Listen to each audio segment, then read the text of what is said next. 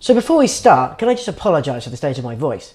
I went to see System of a Down last night and managed to tear my voice out singing along to BYOB and Chop Suey. Blast off!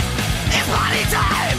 And we don't live in a fascist nation! But much like everyone else over the past couple of weeks, I've been playing Bloodborne. As you've probably read, it's pretty good.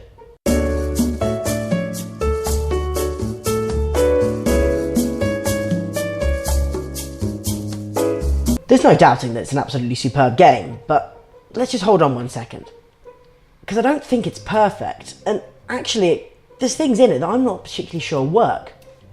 Maybe we should have a little chat about it.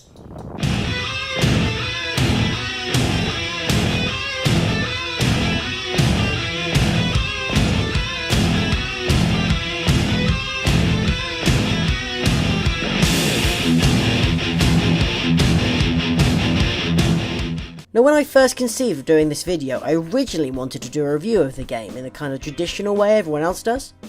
But having played through it, a few things struck me that everyone else who has already reviewed it seemed to look past as irrelevant or justifiable or even necessary that I'm not entirely sure I agree with. Now, to make things easier, rather than going through everything all at once, I thought we'd break it down into more digestible portions, like having tapas or burger sliders, instead of trying to eat the whole entire buffet in one go.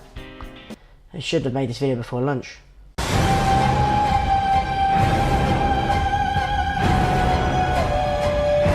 You can't argue with just how gorgeous the Gothica Victorian architecture of Bloodborne is, and the various beasts and inhabitants that infect the city of Yharnam are beautifully grotesque and morbidly stunning.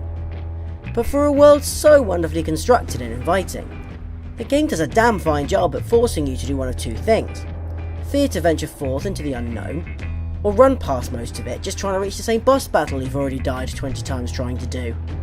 Now, this isn't how you invite players to explore your world, because that fear of knowing that when you inevitably die, you're going to have to go through whole sections of the game again, means it's probably just not worth the risk.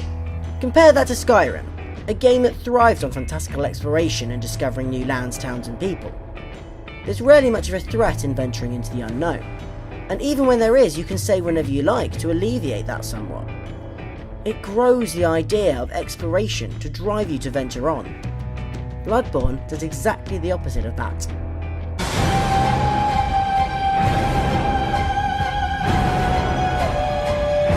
There are a lot of clever little nuances that create a feeling of living in the present in Bloodborne.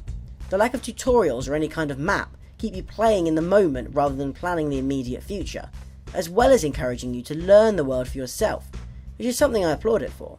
But they take this too far at times. Getting into trouble knowing full well the amount of time you're going to have to waste to get back to that point again grows into a frustration that takes you out of the game and into your own reality, as someone sat on the sofa with a controller playing a game.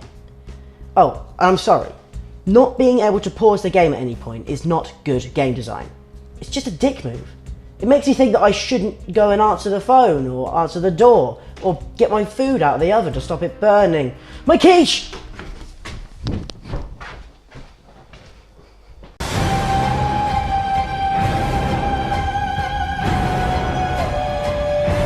I applaud Bloodborne for having a much more rounded and fleshed out narrative than its spiritual predecessors in the Souls series. I mean, I've always thought those games do narrative the right way, with much more showing and less telling, dropping narrative points throughout the game world for you to discover at your own pace, and delivering just enough to keep you interested, without telling you too much. The problem is though, all this grinding and repetition only serves to take away from all that. I mean, getting past that boss or through that area despite all sorts of evidence to the contrary means you completely forget what everyone in the last few hours has told you, or why you're even bothering to do it in the first place. Now, it works in Dark Souls, but that's because Dark Souls' story is kind of ethereal and not necessarily like a narrative in the same way that Bloodborne seems to try to be doing.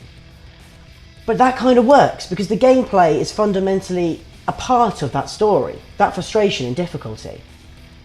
Bloodborne seems to want to take a more direct line of story, but its gameplay doesn't work for that sort of thing.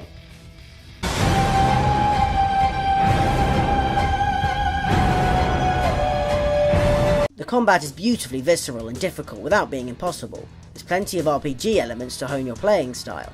The enemies are varied and well designed. The levels are well built to make good use of space and direction without making it obvious. The art and sound design perfectly complement everything else and enhance the experience completely. Yeah, no, the gameplay is pretty much perfect.